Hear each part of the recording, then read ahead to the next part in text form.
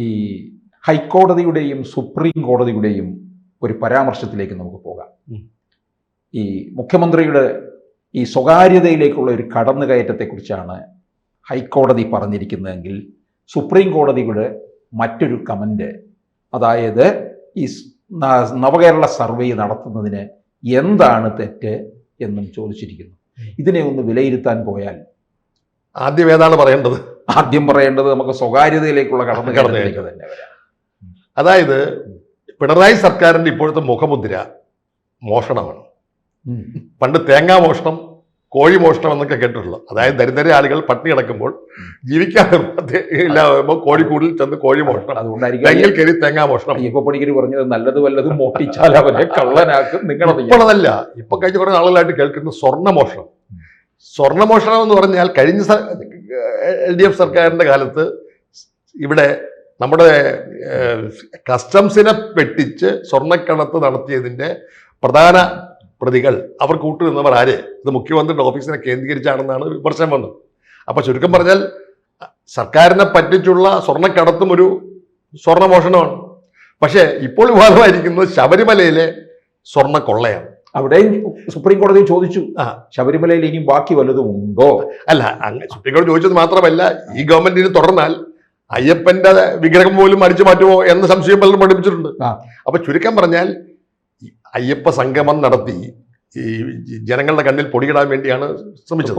അതായത് യുവതീ പ്രവേശന കാര്യത്തിൽ തങ്ങൾക്കുണ്ടായ ഒരു വീഴ്ച അല്ലെങ്കിൽ ആചാരലംഘനം സംബന്ധിച്ച് അത് മറച്ചെടുക്കാൻ വേണ്ടി കാണിച്ചതാണ് അയ്യപ്പ സംഗമം.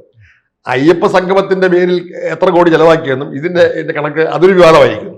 അത് 500 പേര് പങ്കെടുത്ത ഒരു സംഗമത്തിൽ 40,000 പേർക്ക് ഭക്ഷണം വിളമ്പിയെന്നും അതിന് മുഖ്യമന്ത്രി താമസിക്കാനുള്ള സ്ഥലത്തിന്റെ കട്ടിലിന്റെ വില മറ്റു കാര്യങ്ങളൊക്കെ പറഞ്ഞിട്ടുണ്ട്. സത്യം പറഞ്ഞാൽ ആ സംഗമത്തിൽ പങ്കെടുത്തു. അതേസമയം ആ സംഗമത്തിൽ പങ്കെടുത്തതിന്റെ കോടിക്കണക്കിന് രൂപയുടെ ദൂരത്തിനെ കുറിച്ചുള്ള കഥകളാണ് വന്നുകൊണ്ടിരിക്കുന്നത്. പക്ഷെ അടിസ്ഥാന പ്രശ്നം അതല്ലല്ലോ. ഈ അയ്യപ്പ സംഗമത്തിൽ നിന്നാണ് യഥാർത്ഥത്തിൽ കൊള്ളായിലേക്കുള്ള വഴി തുറഞ്ഞത്. കാരണം അതും ഹൈക്കോടതിയാണ്. ഹൈക്കോടതിയുടെ വിധിപ്രകാരമാണ് ഇവിടെ സ്വർണ്ണക്കൊള്ള നടന്നു വന്നത്.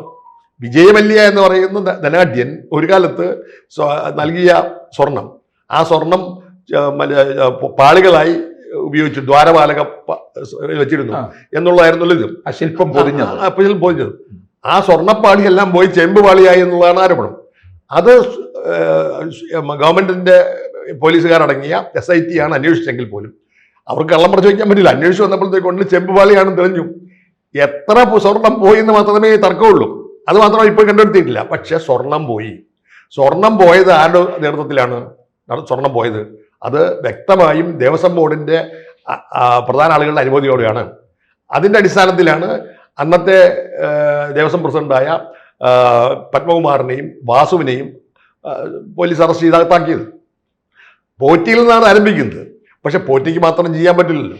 അപ്പോൾ സ്വർണ്ണപ്പാളി അടങ്ങിയ ദ്വാരപാലക ശില്പവും കട്ടിളപ്പാളയെല്ലാം പുറത്തു പോയത് ദേവസ്വം ബോർഡിന്റെയും മേധാധികാരികളെയും മന്ത്രി അറിയാതെ പോകത്തില്ല എന്നുള്ളത് കൊണ്ട് പിന്നീട് വീണ്ടും അത് ചെമ്പ് സ്വർണം പൂശാനെന്ന വ്യാജാനം അവിടെ നിന്ന് ഇറങ്ങിക്കൊണ്ടുപോയത് പ്രശാന്തന്റെ കാലത്താണ്.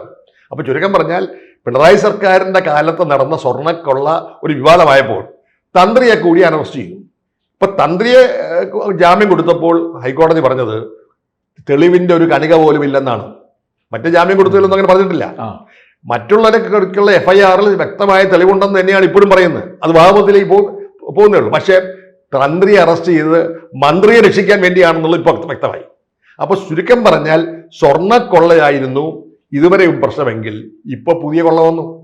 ഈ പുതിയ കൊള്ള ഡാറ്റ മോഷണമാണ്. ഇത് ഇപ്പോൾ വിവാദമായത് തെരഞ്ഞെടുപ്പ് എടുത്തപ്പോൾ തെരഞ്ഞെടുപ്പ് പ്രചരണത്തിന്റെ ഭാഗമായി മുഖ്യമന്ത്രിയുടെ സന്ദേശം എല്ലാ ജീവനക്കാർക്കും കിട്ടി.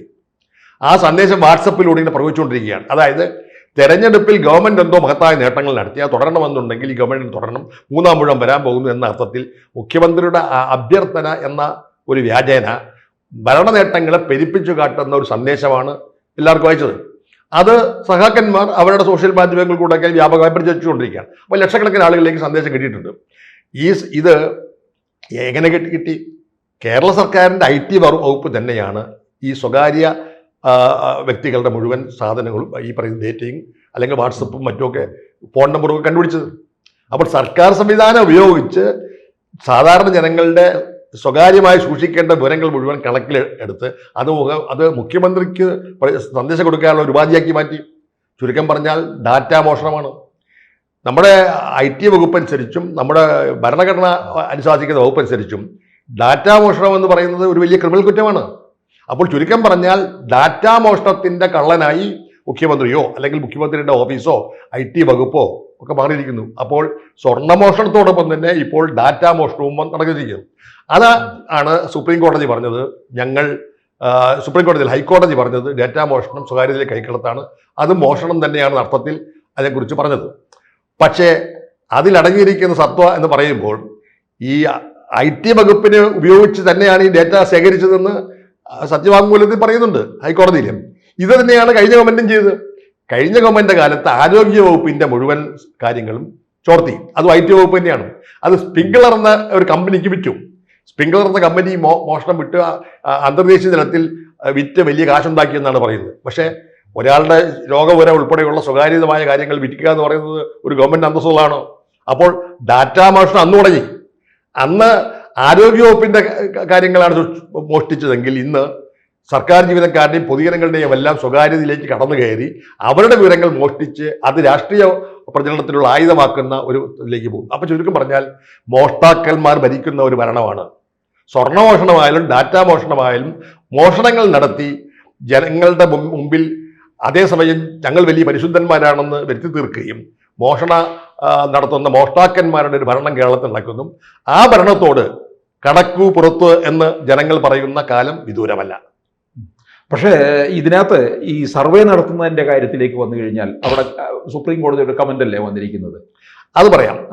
സർവേയുടെ കാര്യത്തിൽ നവകേരളം സർവേ എന്ന കാര്യത്തിൽ ഒരു സർവേ നടത്താൻ തീരുമാനിച്ചു. നവകേരളം സർവേക്ക് വേണ്ടി 20 കോടി രൂപ മുടക്കിയിട്ടാണ് സർവേ ആരംഭിച്ചത്. ക്വസ്റ്റ്യനെയറൊക്കെ തയ്യാറാക്കി. ആ ക്വസ്റ്റ്യനെയറിൽ ഗവൺമെന്റിന്റെ വികസനങ്ങൾ നടപ്പിലായിട്ടുണ്ടോ, ഏതൊക്കെയാണ് ഉള്ളത്, ഇനി ഏതൊക്കെയാണ് വേണ്ടത് എന്ന് പറഞ്ഞ് അടുത്ത 5 വർഷത്തേക്കുള്ള വികസന സാധ്യതകളെ കുറിച്ചാണ് സർവേ. അപ്പം ആ സർവേ നടത്തിയത് സത്യം പറഞ്ഞാൽ സർവേ നടത്തുന്നതിൽ തെറ്റില്ല എന്ന സുപ്രീം കോടതി അഭിപ്രായത്തോട് ഞാൻ യോജിക്കുന്നു. ഗവൺമെന്റ് വേണമെങ്കിൽ സർവേ നടത്താം. പക്ഷേ ആ സർവേ നടത്തുന്നതിന് 2 തെറ്റുകളുണ്ട്. ഒന്ന്, ഈ സർവേ നടത്തിയതിൻ്റെ പിന്നിൽ ഗവൺമെന്റ് നേട്ടങ്ങൾ പ്രചരിപ്പിക്കാനുള്ള ആയുധമായിട്ടാണ്. വികസന കാര്യങ്ങളെക്കുറിച്ച് ചോദിക്കുമ്പോൾ തന്നെ ഇത്രയും വികസനം ഞങ്ങൾ നടത്തിയെന്ന് സർവേക്ക് പോകുന്ന ആളുകൾ പ്രചരിപ്പിച്ചു. സർക്കാരിന്റെ ലഘുലേഖകൾ വികസനം നടത്തിയതിന്റെ ഇത്രയും വികസനം നടത്തി, ഇനി എന്താണ് ഞാൻ ചോദിക്കുന്നത്? അപ്പോൾ ചുരുക്കം പറഞ്ഞാൽ എന്താ, ഇൻഡയറക്റ്റ് ആയിട്ട് വികസനം നടന്നു എന്ന് വീടുകൾ എത്തിക്കാൻ വേണ്ടിയുള്ള ഒരു ഉപാധിയായിരുന്നു അത്. സർവേ നടത്തുന്നത് തെറ്റില്ല എന്ന് തന്നെയാണ് എൻ്റെ അഭിപ്രായം. പക്ഷേ ഇവിടെ സർവേക്ക് വേണ്ടി ഉപയോഗിച്ച ആളെയാണ് 85,000 സന്നദ്ധ സേവകരെ വിനിയോഗിച്ചു. അവർ കാശ് കൊടുത്തില്ലെന്നാണ് പറയുന്നത്. അവരാരാ? സർക്കാർ റിക്രൂട്ട് ചെയ്ത കുടുംബശ്രീയിലെയും മറ്റ് ഹരിത കർമ്മസേനയിലുള്ള അല്ലെങ്കിൽ മാർക്സിസ്റ്റ് പാർട്ടിയുടെ ലോക്കൽ കമ്മിറ്റികൾ നിയോഗിച്ച 85,000 പേര്. ഇവർ വീടുകൾ തോറും കയറി ഇറങ്ങി രാഷ്ട്രീയ പ്രചരണമാണ് നടത്തിയത്. പല വീട്ടിലും ചെന്നപ്പോൾ ആളുകൾ പരിഹസിക്കുകയും വീട്ടിൽ കയറ്റാതെ വരികയും ചെയ്തപ്പോൾ അവർക്ക് ഇറങ്ങിപ്പോകേണ്ടി വന്നു. അപ്പോൾ ചുരുക്കം പറഞ്ഞാൽ നവകേരളം സർവേ വഴിമുട്ടി, മുന്നോട്ട് പോകാൻ കഴിയാത്ത അവസ്ഥ വന്നു ജനങ്ങളുടെ എതിർപ്പ് കൊണ്ട്. പക്ഷേ ഭാഗ്യവശാൽ ഹൈക്കോടതിയുടെ വിധിയുണ്ടായപ്പോൾ അത് റദ്ദാക്കേണ്ടി വന്നു. ഇനിയിപ്പോൾ സുപ്രീം കോടതി തെറ്റാണോ ഇല്ലയോ എന്ന് ചോദിച്ചാൽ പോലും അതുമായി മുന്നോട്ട് പോകാൻ പറ്റുമോ? എന്തായാലും ഇനിയിപ്പോൾ ഒരാഴ്ച കഴിയുമ്പം നിയമസഭാ തെരഞ്ഞെടുപ്പ് വരും. പക്ഷേ നവകേരളം സർവേ എന്ന ഉദ്ദേശിച്ച് ജനങ്ങളുടെ മുമ്പിൽ തങ്ങൾക്കെന്തോ വികസന സാമ്രാജ്യം സൃഷ്ടിക്കാൻ സാധിച്ചു എന്ന ഒരു ഖ്യാതി ഉണ്ടാക്കാൻ വേണ്ടിയുള്ള കള്ളക്കളി പൊളിഞ്ഞു എന്ന് പറയുന്നതാണ് ശരി. കൂടുതൽ വാർത്തകളും വിശേഷങ്ങളും നിങ്ങളിലേക്ക് എത്താൻ ABC മലയാളം സബ്സ്ക്രൈബ് ചെയ്യുക, ബെൽ ബട്ടണും അമർത്തുക.